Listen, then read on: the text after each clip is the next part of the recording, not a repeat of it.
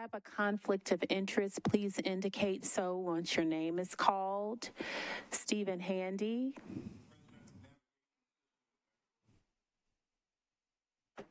Liz Mallard. Deidre Childress.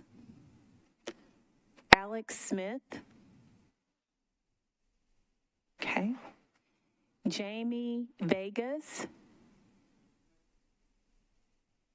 Catherine Knowles. Okay. Exadria Inslee. Deanna Allen Robb. Jaha Martin. Kanitha Patterson. India Pangarsha. Amber Ellis. Freddie Varkasel. Okay. Tracy Pekovich. Kazante Toombs. Aaron Evans. Okay. Sandra Sepulveda. Laura Ferguson Mims. Wendell Seagroves, and Tom Turner.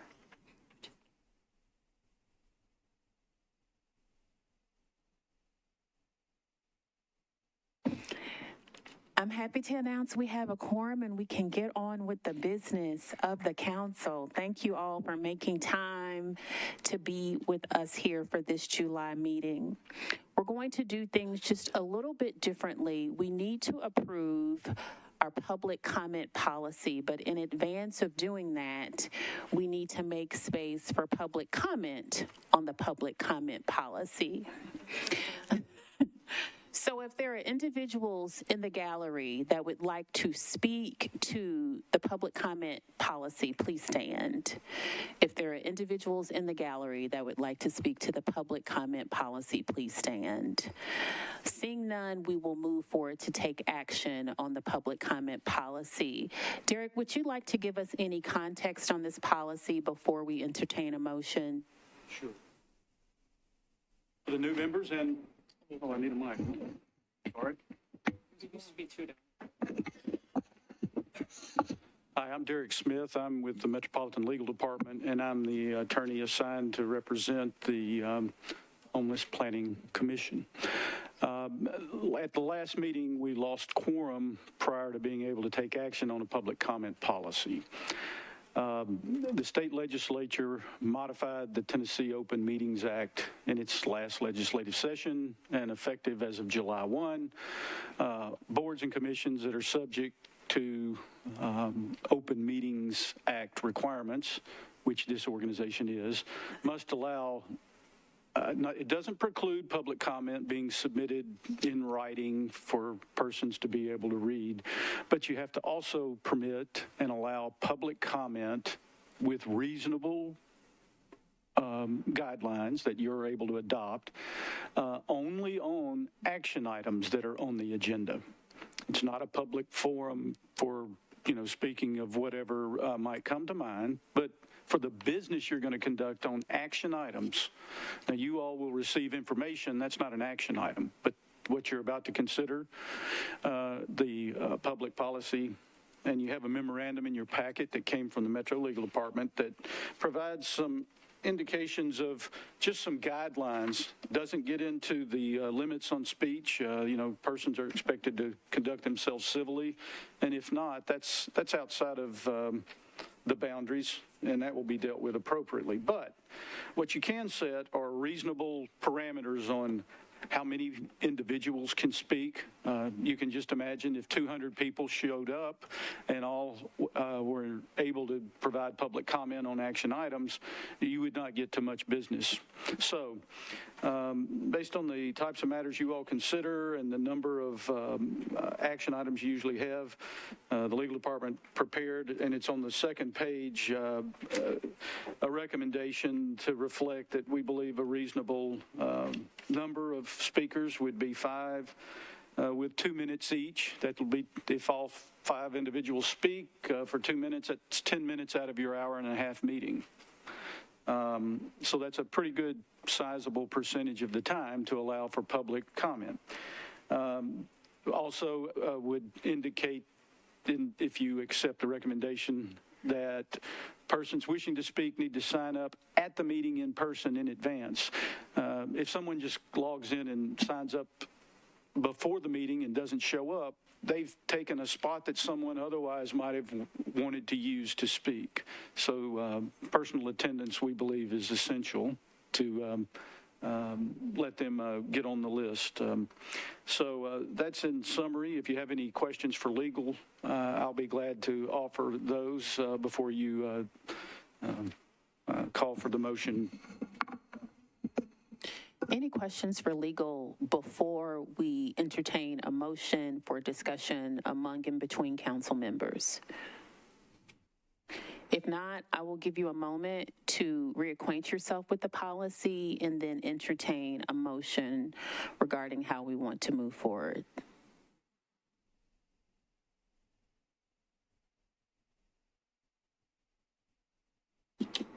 Yes, Jamie.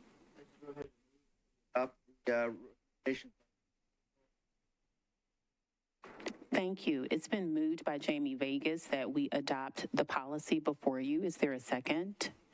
It's been seconded by Catherine Knowles. Any discussion on the motion? Can I ask a question about it? You may. Sorry, this is India in the back. The new, I'm looking at the back of the page. What is this, 2B? I was just wondering the reasoning, if we want to keep it as is, for allowing a maximum of 5 people to speak during a public comment period. And if we have to entertain that. I know we don't usually get a lot of people out, but if there were something, I would just want this body to consider if we need to have that in there, of having that cap on how many people we would allow to speak on something. So your question or discussion is around the cap being 5? Yes. Okay. Any response, Pastor Handy? You can always suspend the rules if more people show up, so I'm in favor of keeping it the way it is until we have to alternate. Okay, thank you. Any other discussion on the motion? No other discussion? Derek, do we do a roll call for votes? Okay. All those in favor signify by raising your hand. 7, 8. All those opposed signify by raising your hand. Any abstentions? Okay, the motion carries, and we now officially have a public comment policy, which we can now put to work at the beginning of our meeting and open the floor for public comments. Since it's our first time to have this policy, people haven't had the opportunity to sign up at the commencement of the meeting. So if there's anyone that would like to share public comment about an action item, please stand. There's anyone that has public comment about an action item on the agenda, please stand. Seeing no one standing, we will proceed with the agenda. Our first order of business is a remembrance. Oh, yes, Alex. How would they know what an action item is if they're not receiving what we are receiving as the pamphlet of what we're discussing today?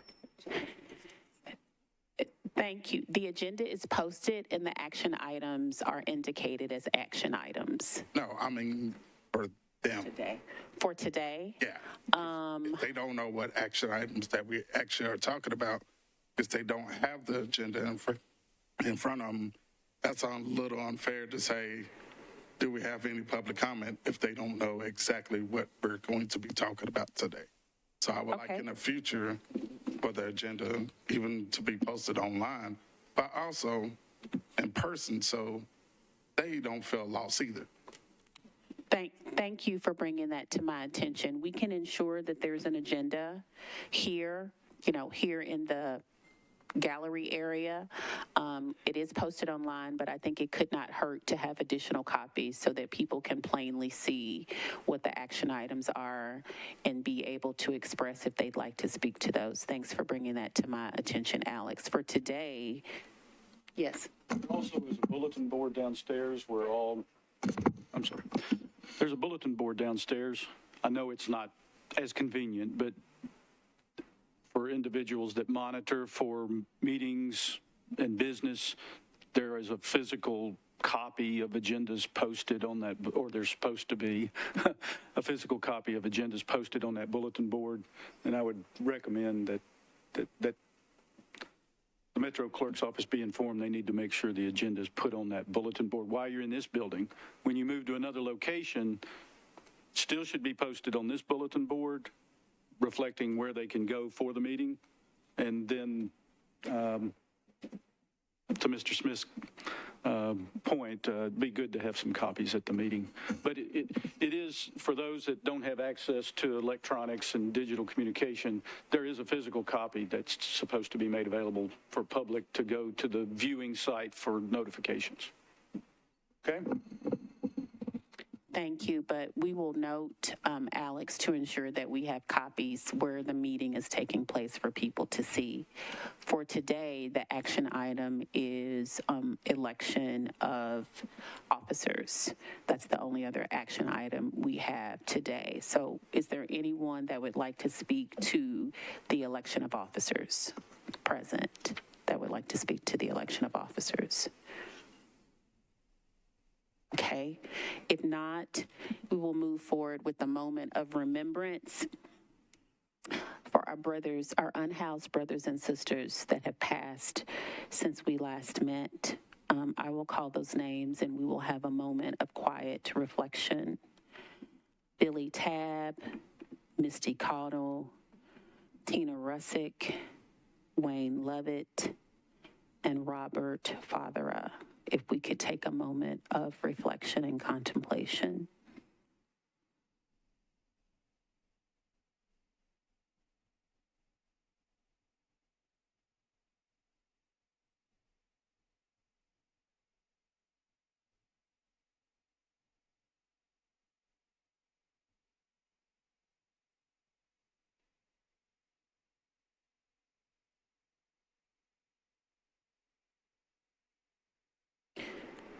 Thank you.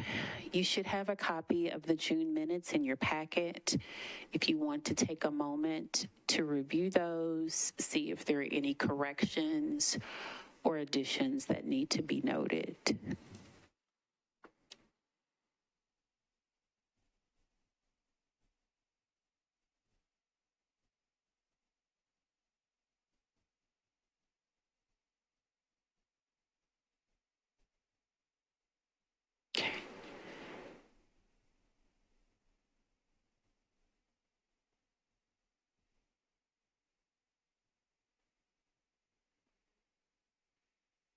I know, but Pastor Andy has to leave. Okay, she's coming back. Any notations to the minutes? If not, we'll move forward. They don't require a vote.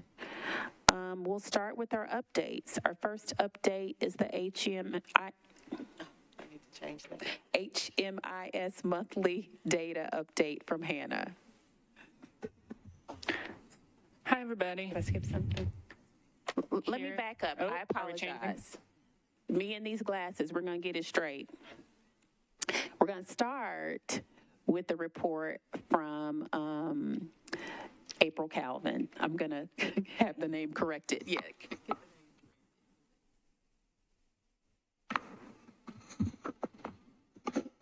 Hello, everyone. The agenda says the report from MHID director, and I'd like to say we are now OHS. Very sorry that we did not, yay!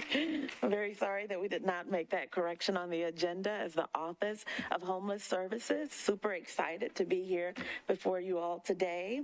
I will start with, I just want to appreciate everyone that offered condolences over the last month of the swift passing of my father-in-law, and your thoughts and prayers carried me through this process. I would like to say also he had 28 years of sobriety and put more into this work than myself sitting here with 25 years of experience, right? Also, just want to welcome the new members. We'll talk about that in a little bit as well. Excited to have you. Last year, we processed a lot of work through this board, and I'm excited to do that again this year. Our community is prior to COVID, our community was not used to operating at this operational pace, but I think COVID taught us a lot of lessons, and several of them would be like being more efficient and operating out of urgency from whom we are centered. Also, I met with a few of you all yesterday, and for some of the new members that were not able to hop on I call it the preface of the Cliff Notes, then we'll do that again, maybe another 15 minutes, and then you'll hear more about an orientation a little bit later on in our meeting today. Lastly, for HPC composition, the mayor is finalizing his selections. An announcement will be made by email on his appointments to our HPC. I think that we all are aware that we're kind of service provider heavy, and I kind of encouraged or offered the opportunity for more business community providers, developers, and the philanthropic community to join our board so that we have a diversified portfolio of work here representing in front of us. The new office, we're like 12 days into the new office, learning a lot. We now have an assistant director of planning and research, Allison Cantway. I normally don't announce all of my staff, but I'm so excited. I need to at least announce these next two. Assistant Director of Finance, Matt. And then the admin service manager, who comes to us with years of Metro experience as far as HR is concerned. We desperately needed her. Oh, she's not here. Okay. Yay. So that's where we're at with the office. We're looking at some of our current work and, driving forward new initiatives and our new focus. So right now, we're working on some internal branding, strategic planning, internal mission, vision, goals, and strategies to set for our own department. As a new department, that's a lot of work, so we're excited for that. Also, you probably would, if you noticed the budget that was approved through Metro Council, there was some funding that was allocated to our department for community partnership, and out of the Community Partnership Fund and out of the Housing and Supportive Services Fund. So for me, that speaks to capacity building across our community partners and other service providers. Then also looking to strengthen our communication plan. Out of our office, you will start seeing a monthly newsletter and also a dashboard that holds a lot of the information, especially for the $50 million. There's a lot more to say, but I know we're started a little late and we got a lot of work to go, so I won't go over all of that. Also, the $50 million, speaking of that, the $50 million presentation is in your package. That is what we presented to Metro Council in June, and it happens really fast. Next month, we have another one that we will present to Metro Council. Welcome, council member. And so you can review that. If there's any questions, I'll be here after the meeting. We can discuss that package. I think each month it's getting a little bit better. We're fine-tuning things, and it looks really sharp and clean. The Housing First Support Services, we have bi-monthly meetings for much more of a stronger collective impact for those services. The contracts were all signed late June, and within the next week or so, they will all be accepting referrals through our coordinated entry process. What I'm excited about is it brings some recovery beds and recovery programs back to the COC's body of work, which they never really left, but they were not receiving funding. So their process of accepting people not always been through our coordinated entry program. So this is a huge shift in the momentum. Cold weather shelter, we talked about that, and there was no one that actually applied for the RFP process for cold weather shelter.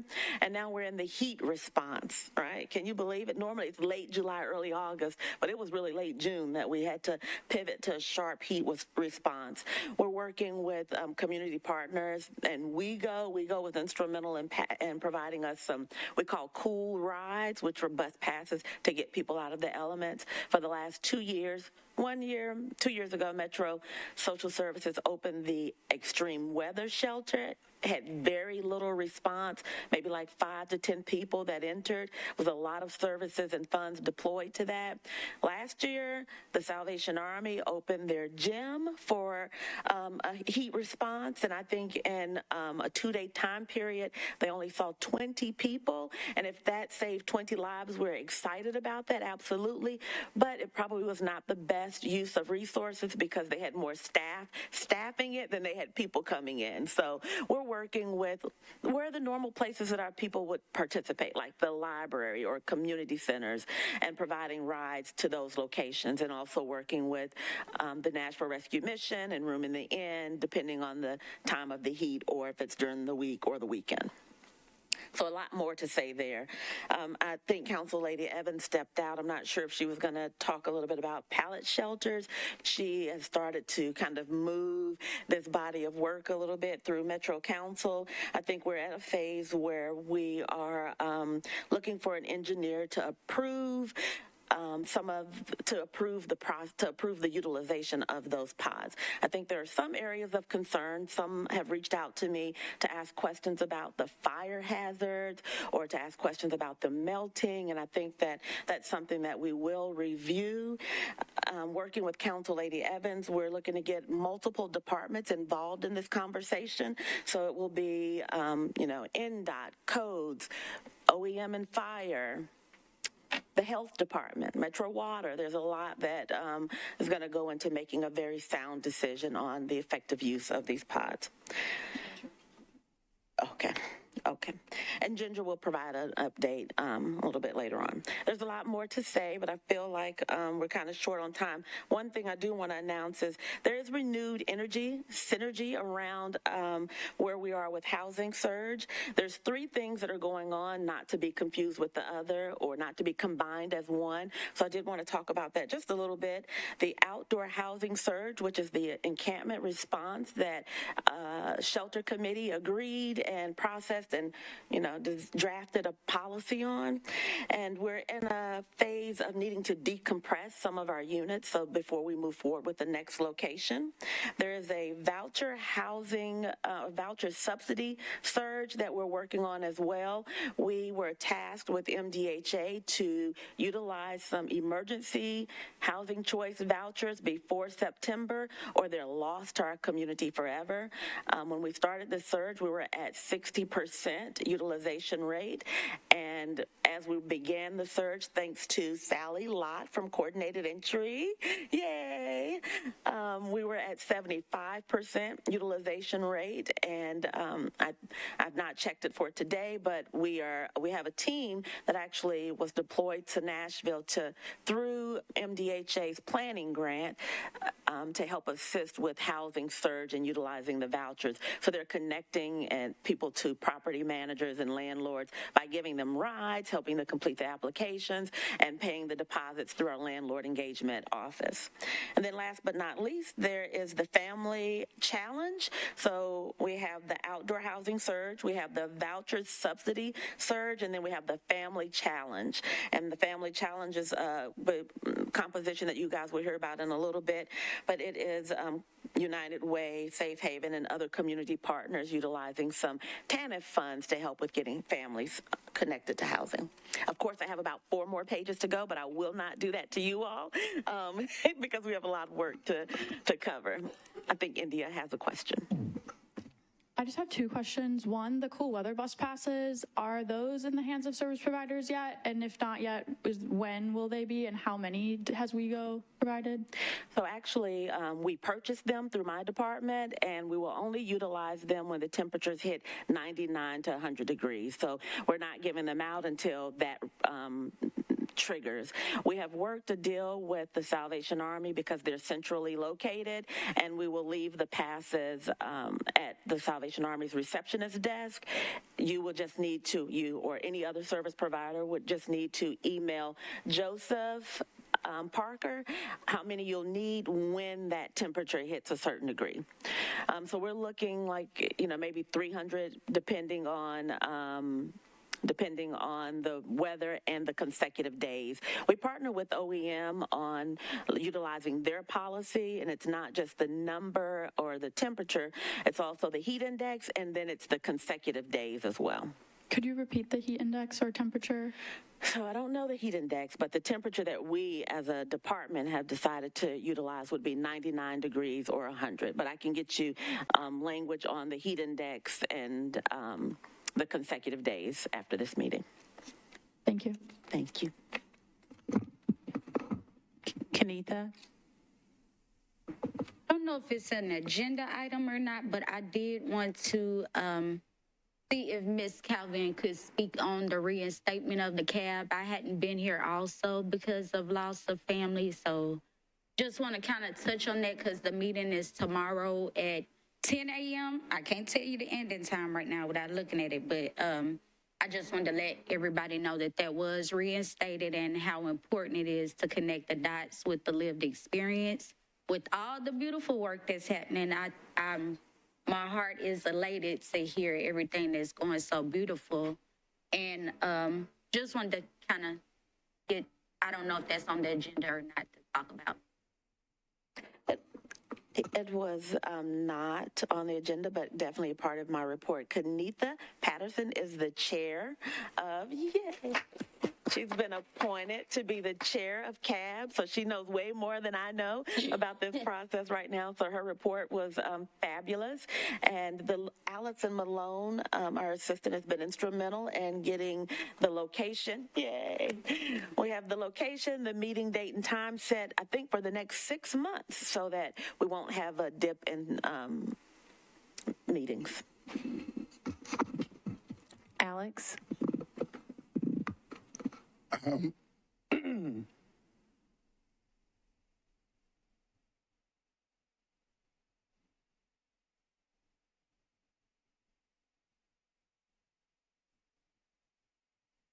Sorry, I'm trying to be political in my head right now so I can say this correctly.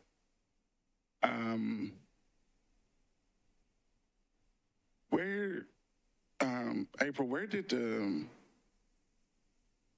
does it have to be activated when it's basically 100 degrees? That makes 0 sense to me. Like, I can understand, like, if it hit 90, maybe even 92 for the bus passes to be active, that makes a lot more sense than 100 degrees.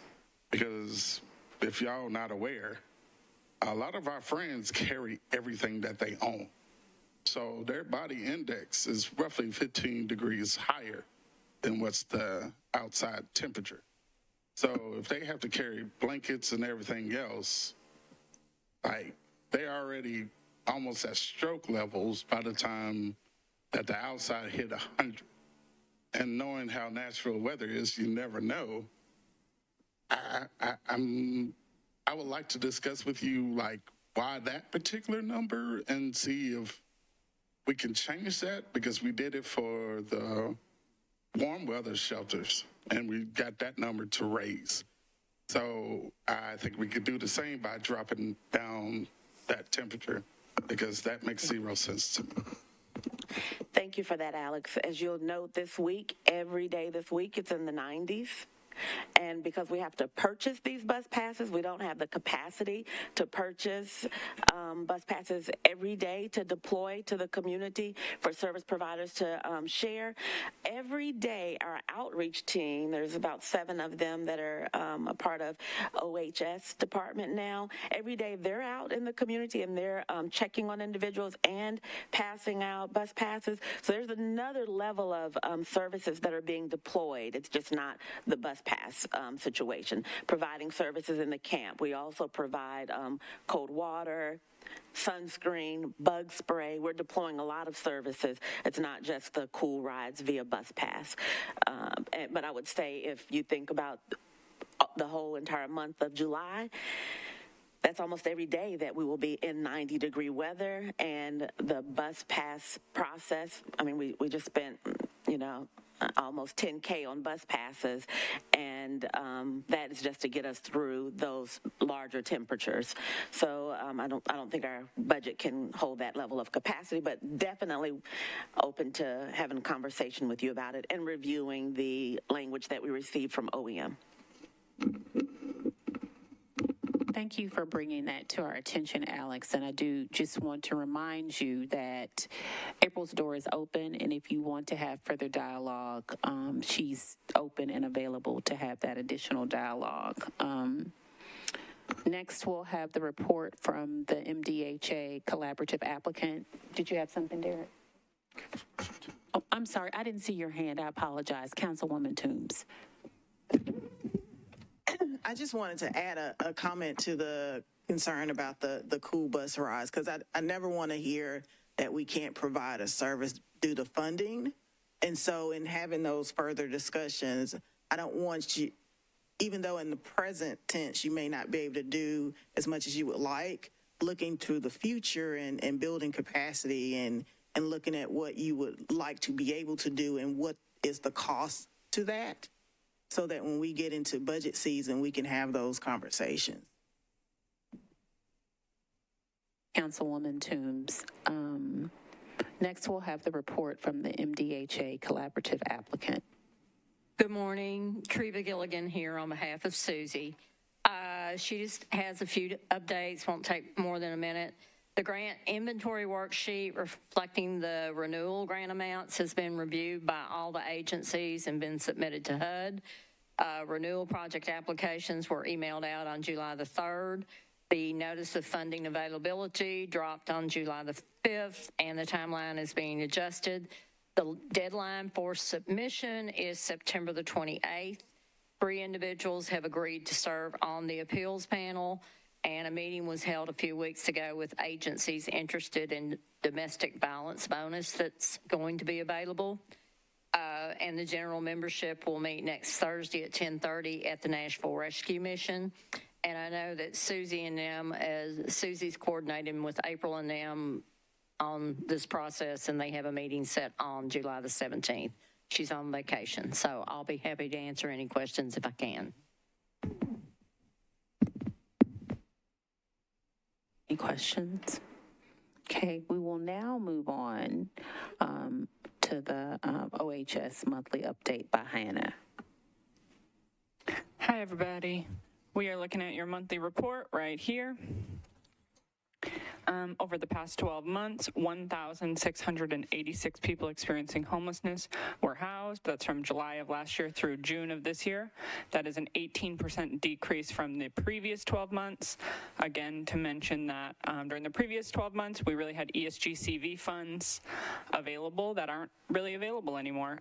So we were able to house more people with that higher capacity. 142 people were housed in the month of June specifically. The 3 top destinations, ways that people were moving into housing, were rep rehousing at 32%, 22% moving into housing with no subsidy, and 13% moving in with housing choice vouchers. The past several months, we've had a huge increase in use of housing choice vouchers to move people directly into permanent housing from homelessness, as April has mentioned with the housing surge.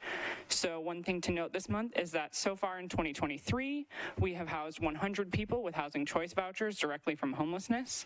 And in 2022, it took 10 months to reach that point of housing 100 people. So we're making really good progress with housing choice vouchers this year. Additionally, a positive thing this month is that there were 76 people who exited rapid rehousing programs, and 75 of those people, 99%, exited to continued permanent housing. Good. That's So also, yay. Otherwise, throughout the monthly report, there's more information about specific project types if anyone has any questions. Yes, Deanna. I hope I'm saying it right. You know, I always have questions. I'm trying to remember, I think at our June meeting, Beth may have made a comment, Beth Shin, about the data committee being able to present some information. I think a piece that I'm still missing that I think would be really helpful, I think Beth alluded to this. One is knowing an approximate number of individuals in our communities that are experiencing homelessness. And I know we have the point in time count, but I think Beth also mentioned some estimates. 2, what is our current housing capacity? 3, what's the difference in the dollar amount to get there? And I don't know if that's something that can be included as a part of this monthly HMIS report, but being able to see if it's a dashboard, and I know we mentioned, I know it's a new department, you're just getting up and running, you're making a lot of progress, but I think that's the piece that I still continue to miss, is being able to see the big picture. How many of our neighbors, what's our current capacity, how much money will it take to house everybody? So that is something the data committee is going to be working on. I think that how much money and what's our housing capacity part is a bigger like gaps analysis task that'll probably take them a little bit of work. I do hesitate to put a number of people experiencing homelessness because HMIS does not include the Nashville Rescue Mission. I don't feel that any number I could provide would be super accurate, but we're getting very close. We had a meeting with them and with our HMIS provider last week. So when we reach that point, which I feel confident will be in the next couple months, then that is something I'm very excited to be able to share as part of the monthly report. But yes, the data committee is working on that. Any other questions, comments? Thank you, Hannah. Next, we'll have Ginger Hauser from the mayor's office.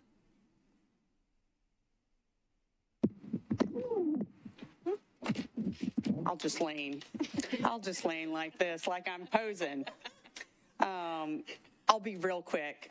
April gave some of the information on the pods. So just as way of sort of reminder, we bought pods, set them up. The state fire marshal did not allow us to use them. And then about a year passed, right? Maybe more than a year. Council Lady Evans and some other council members kind of asked us to take a look again. There is a resolution that the council lady is moving through the process that basically ask the city to put together a plan on how to deploy those for temporary shelter. The council lady and I and the fire department went and met with the state fire marshal's office and sat around the table and said, okay, how do we get to solution here? Are we at an impasse or is there a way forward? I talked to the CEO and other folks at the pod company where we purchased them from. I met one of them in person at a conference and began to talk through some of the issues and concerns that the state fire marshal had. Where we ended up, and April alluded to this, is that if we could find a licensed engineer in the state of Tennessee that was willing to say that all of the metro codes were met for the use of the pods, the state fire marshal's office would back up and allow us to use them as we saw fit. The codes department has identified an engineer who is now going through that process to certify that. And I spoke to him about a week and a half ago, and he said, I am working on it. I want to make sure everything is in accordance with our codes.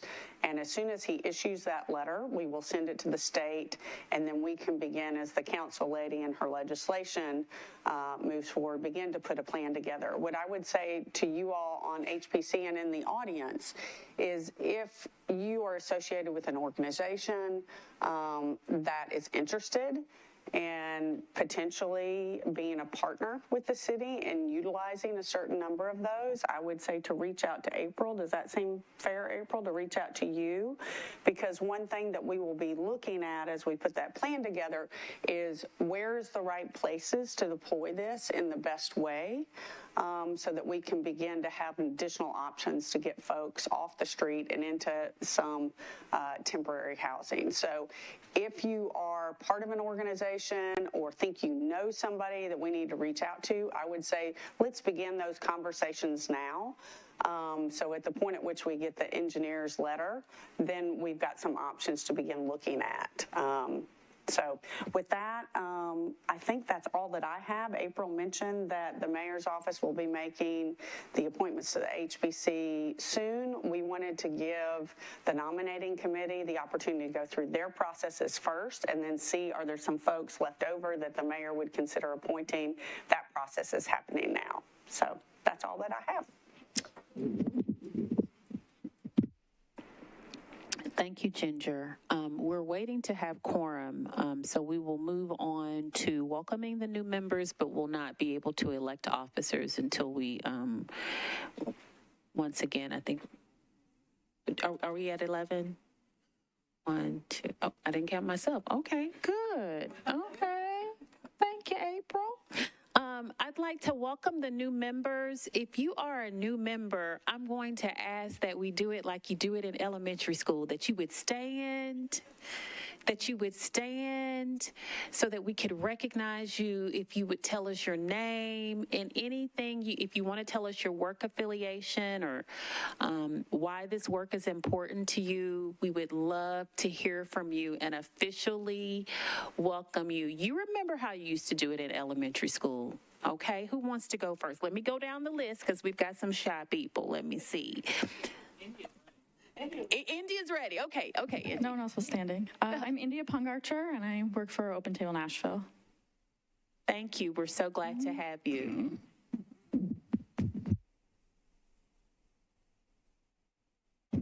Jamie Villegas, a person with lived experience in homelessness, actually just recently housed by MDHA and last month. Thank you. We're so glad to have you, Jamie. Mallard, lived experience, homeless for over 10 years, and I volunteer right now with Colby's Army. Thank you, Liz. We're so glad to have you. Freddie Walkersill, Salvation Army. Thank you, Freddie. We're glad to have you. Can you hear me? Okay. Xadria Inslee, and I'm with the Sheriff's Office. Thank you. Welcome to all of our new members, and thank you so much for being here. Now we need to move on to the fun part of electing officers for this upcoming, of electing officers. April, did you want to share anything about current officers? Yeah. First, I would like to thank our current officers, Jahar Martin, who's on away. She's not on vacation. She's away for a work event today. She's our chair. Laura Ferguson Mims is our vice chair. Tom Turner was our secretary. And Alex Smith was at large, appointed by the chair. And Will, this is current year or prior year. And Will Conley was at large, appointed by the chair as well. So there was a lot of work that they kind of bulldozed through. I would like to say muddled through, but they did not. They moved swiftly, and there's a lot of good work that still needs to be done. In communication with the previous officers, they all said that they would like to be reinstated if so nominated and elected by the committee today. Just want to share that from Executive Committee. Thank you, April. And so we'll take each position one by one. We'll start with the office of chair. Are there any nominations for the office of chair? Yes, Jamie. Ferguson Mims as chair. Thank you, and I respectfully decline. All Are there any other nominations for the position of chair?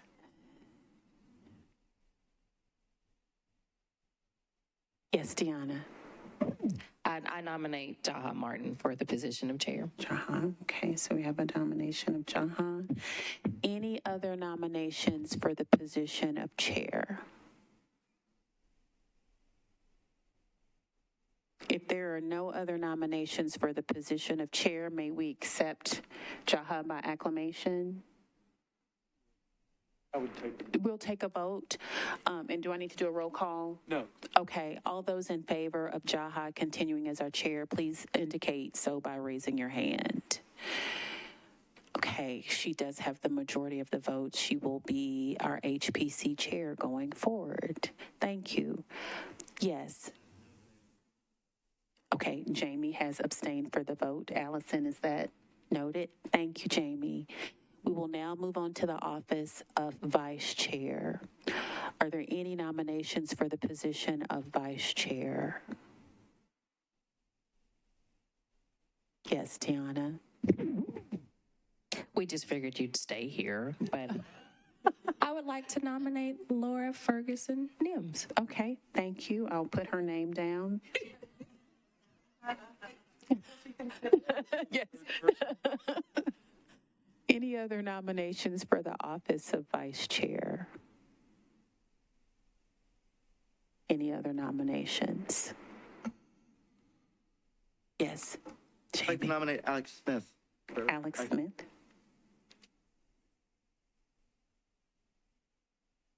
Any other nominations? Okay, should we do a roll call? Yes. Who's going to carry? Who, Councilmember Toombs, will you carry this vote?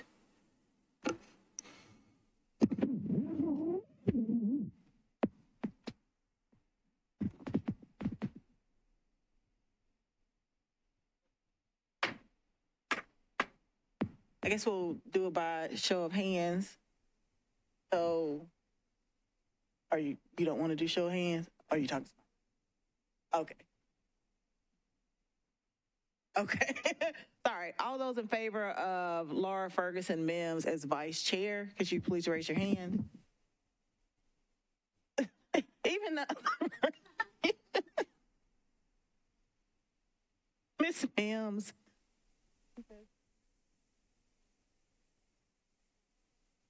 That's 8. And considering the second nominee voted for the other person, I don't think we need to take that vote. Thank you, Councilwoman Toombs. Laura Ferguson Mims will continue as the vice chair. Now we move on to the office of secretary. Are there any nominations for the office of secretary?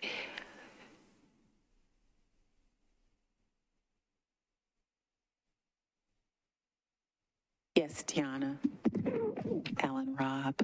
Ms. Allen Robb. I nominate Tom Turner for the position of secretary. Okay. Are there any other nominations for the position of secretary?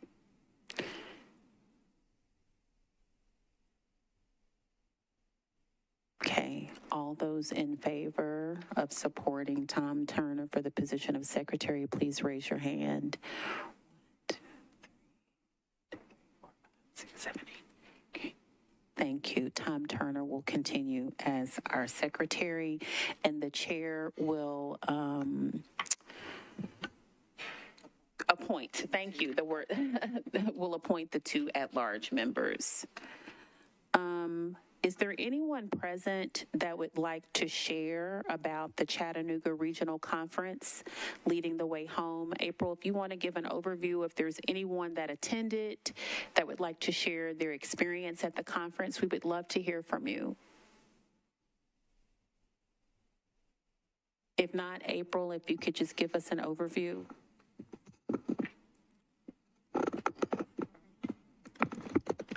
So last week, about 20 to 22 members from Nashville went to Chattanooga and learned a lot, but also had a huge impact on what was going on there as well. There was a regional conference. There were presenters from HUD, THDA, and USIC. National leaders that were presenting there and other presenters as well. People with lived experience, HPC members, community leaders, and other nonprofits were afforded this opportunity by MDHA, utilizing funds from the planning grant to help with the travel expense and the registration. And then the Office of Homeless Services also sent maybe about 4 other individuals.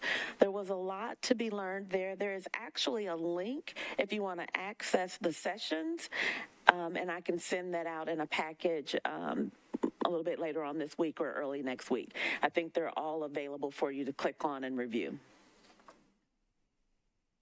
I just want to say thank you so much for the opportunity to go, because I was just showing Freddie my notebook. It was like my brain became this sponge that exploded from my head because it was so full of information and ideas, and I thank you all.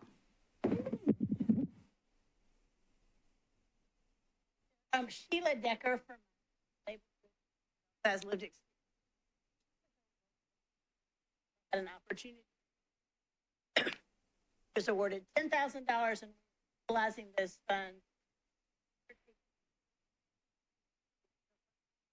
Housing, so that was texted about to them, and she quickly got that. But we were just really.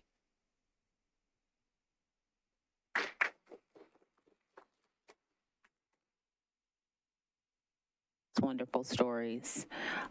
Thank you all for sharing, Liz, Catherine, and April. Now we'll have a report from the Collaborative Applicant Ad Hoc Committee. Good morning, everyone. Good morning. I have a brief report. The ad hoc committee met one time since the last HPC meeting, and we met on July the 6th, 2023. The ad hoc committee had a robust conversation about the time frame of completing the task of the committee, and most agreed we should conclude by the end of August.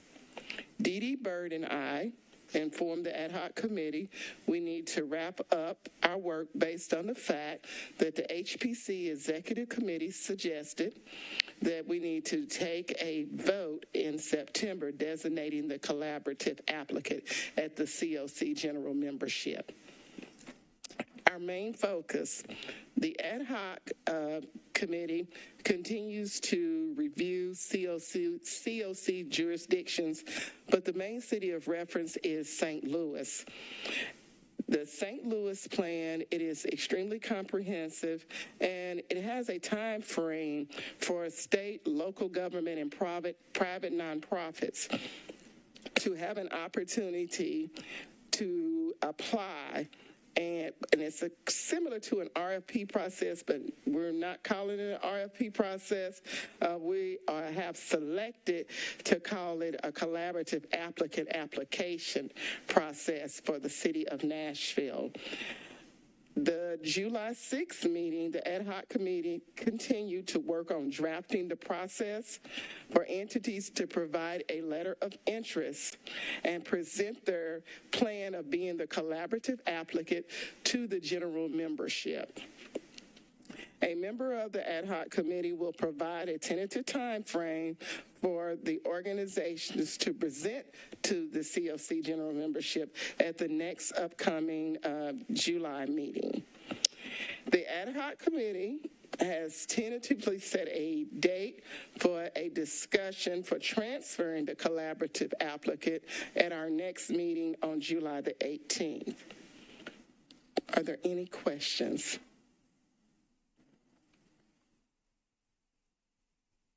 Any questions? Thank you so much for your report. We'll move on to the Shelter Committee update.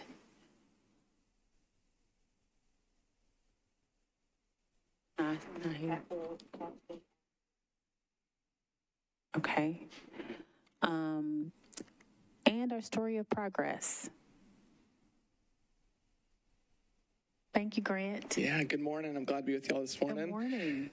Not that I'm not always excited to be here on the second Wednesday morning of every month, but I'm especially excited this morning on behalf of a number of family providers to let you all know about an incredible opportunity and initiative that our community is going on this fall that April referenced a little bit early ago.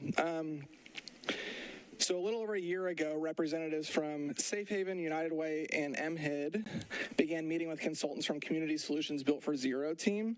Nashville's had a long-standing partnership with the Built for Zero team around ending veteran homelessness, but this is the first time that Community Solutions has worked with a community around family homelessness, and they picked Nashville as their pilot city because of the organizations and systems of support that already exist in our community working with families experiencing homelessness. So for folks who aren't already familiar with the term functional zero, it describes a community that has gotten a specific population experiencing homelessness to a point where the outflow of households from homelessness is greater than the inflow. So even when families end up in a housing crisis, our system is set up to quickly assess, prioritize, and refer that family or individual to supports and get them housed and help them avoid returning to homelessness. So that ideal state of homelessness being rare, brief, and not reoccurring. So where are we at right now with family homelessness? We currently have over 450 households on our by name list experiencing literal homelessness and or actively fleeing a domestic violence situation. And that number has significantly increased over the last 2 years. So to address that, over the past year in our work with Built for Zero, we have brought more partners around the table and have been doing a lot of work around strategizing what it would look like to decrease that number on the list and get our community eventually to that functional zero place of ending family homelessness. So from the work and conversations this past year, we determined that the best way to get community buy-in and momentum was to do a 100-day housing challenge, where we're looking to house 100 families in 100 days. And I know a lot of you are around when our community participated in the House Nashville campaign. That was a similar 100-day campaign, and also the more recent one with veteran providers. And both of those were incredible opportunities to bring our community together around a shared goal, and each work to highlight and launch amazing work in our communities. We're hopeful that this 100-day challenge will increase awareness in our community around family homelessness, increase collaboration among partners, provide an opportunity to test out some changes to our existing system, and also jumpstart our community's more overall strategy to end family homelessness. So this 100-day challenge is a true collaborative approach. And I think we already have 24 different partners and are still adding partners each week. I want to just name who we have already. So United Way, Safe Haven, Catholic Charities, the HERO Program, Salvation Army, Metro Social Services, the Office of Homeless Services, Oasis Center, Nashville Rescue Mission, MDHA, Operation Stand Down, People Loving Nashville, Open Table Nashville, Mary Parish Center, Agape Morning Star, the YWCA, Martha O'Brien Center, St. Luke's Community House, Bethlehem Center, Step Up, Community Care Fellowship, Room in the Inn, The Contributor, Mental Health Cooperative, Metro Action Commission, and I might have missed some, so I apologize if I did. We've already had a partner kickoff meeting, and we've established a core team that is meeting weekly.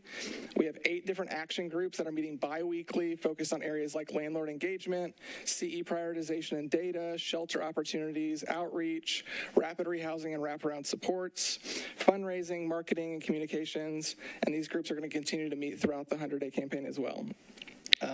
Just to note, this challenge is not a separate program, something where families can apply to be a part of. We're utilizing our existing CE process for assessment, prioritization, and referral. So when is this happening? The 100 days is going to go from August 28th to December 9th. We'll have a kickoff event on August 29th that you are all invited to. We'll have more information on that soon for agency partners as well as community members and leaders. And we're wanting to get input on who we think we want to be at a part of that, and so in that room. So we would love for y'all to join and help us spread the word on that. So we'll continue to share more information, but I just wanted to give y'all some heads up and to that this is happening. We're really excited. I think it's going to be a great opportunity to really jumpstart existing amazing work that's already happening. But I'm happy to answer any questions if there are any. Any questions? We want to applaud this innovative thinking of utilizing resources that are already available, and how do we come together collectively and pool those resources to address a need. So we thank you for highlighting this, for bringing it to our attention, and for the courage to step out and do something bold and different. Thank you. Absolutely. Thank you. Yeah. Is there any other business to which we must attend? I'll remind us of our next meeting on August 9th. If you see a council person that hasn't been here for a while, feel free to shoot them an email, make sure they're okay, and see if they can be here so that we can have a quorum in a timely manner. Any other business? I'm sorry. Look, see, I've just already messed up. You can't email each other. Check on them. Make sure they're okay and see if they can get here. Yes, Councilwoman Evans. Thank you. I had to step out for a meeting, and so I may have missed if there was any conversation about this. But is there an update, since we've changed to the Office of Homeless Services, which was one of the goals, you know, from our transition? And another part of our transition is supposed to be, how do we look at the planning council and changing the configuration? Like, I remember one of them being, you know, not having 3 Metro council members, but going down to 1, like, was one of the pieces in that recommendation. Have we started that work yet, or is that? Not to my knowledge. No, we have not started that work. We've been doing there's been a lot of moving parts, but that would take opening the ordinance, and I would love to chat with you after this meeting or in the future here shortly. Okay, cool, thanks. Other important dates: the Performance Evaluation Committee is meeting July 19th. Executive Committee meeting is July 27th. And the National Alliance to End Homelessness Conference is July 17th through the 19th. Any other? Our next meeting is August 9th, 2023. Is it here, April? It's here, and then I think the September. We'll be here until after elections. Till after elections, okay. Okay, thank you. Anything else to which I need to attend, Derek? Okay, if there is no other business, we will adjourn. You all enjoy the remainder of your day.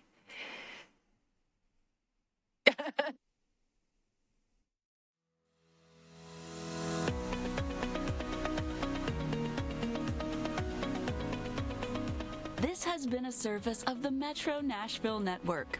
If you would like to see this presentation again, or for more information on this and other programs, visit nashville.gov.